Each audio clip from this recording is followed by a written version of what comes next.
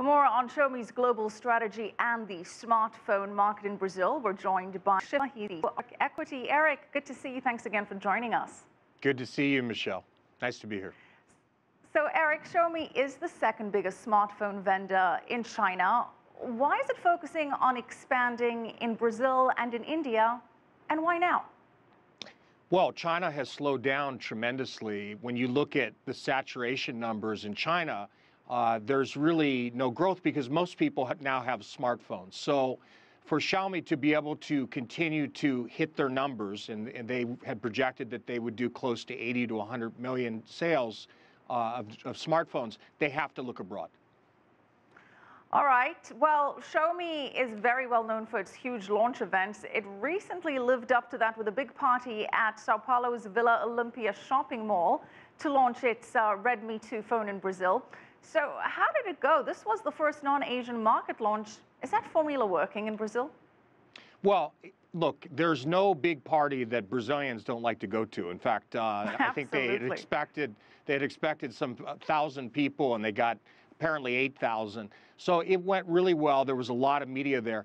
But that doesn't necessarily translate to sales. And the problem that the company has in Brazil is that, like China, where they sell so much online, most people don't buy online, and certainly not cell phones. You're absolutely right. Only about 15% of local consumers in Brazil buy online. So is that going to be a major challenge for them? It's going to be a big challenge. The other thing is you really do need to build a brand. I mean, in China, this is a very famous company.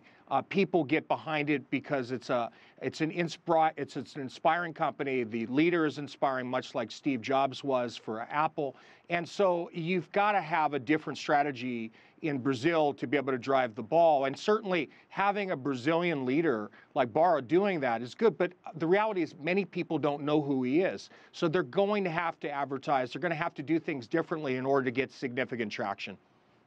Well, Hugo Barra, as you're saying, leading Xiaomi's global expansion since he joined the company, coming over from Google, so he knows a lot about brand building. How are Chinese brands, particularly smartphone brands overall, though, viewed amongst Brazilian consumers? Well, not real good, unfortunately. They still consider Chinese products to be of very poor quality, which is not necessarily fair because we know the quality that goes into the many Chinese products today, and certainly this is no exception, the smartphones specifically that Barra represents. But the reality is the meme exists, it's considered low quality, and they're going to have to correct that to be able to really expand. Well, at the moment, Xiaomi only sells unlocked phones in Brazil. That kind of works well for it because Brazilians prefer the prepaid, no-contract phones.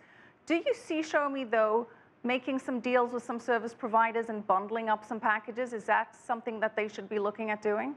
I do, Michelle. I think they're going to have to. There are certain data providers that they can be able to cut deals with that will help them expand. And I see that happening.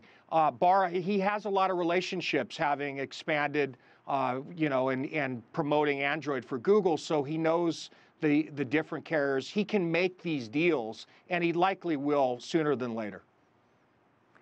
Are price cuts the way to go, given Brazil's economy is in a recession, given that the market has been saturated? According to Mobile Phone Monthly Tracker report, smartphone sales were down in May by 16% year on year. So is strategic pricing the way that Chinese smartphones can infiltrate this market?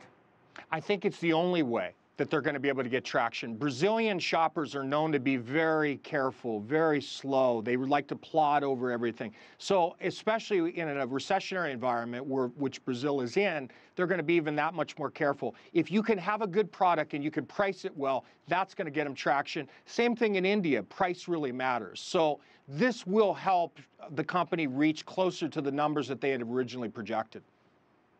Well, currently they're at 34.7 million. I want to ask you very quickly how some of the other brands are doing globally. Huawei, Meizu, Opportunity, and OnePlus. How are these other Chinese smartphone makers positioning themselves to expand outside of China? Price, again, that will be the key big difference. But again, I don't think they're going to have the same type of traction. They just won't.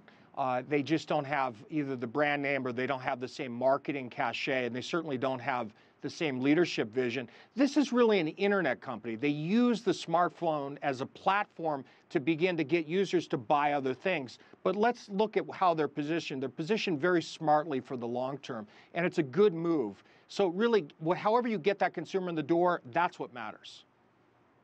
All right, always be closing. Thanks so much, Eric Schiffer, CEO of Patriarch Equity.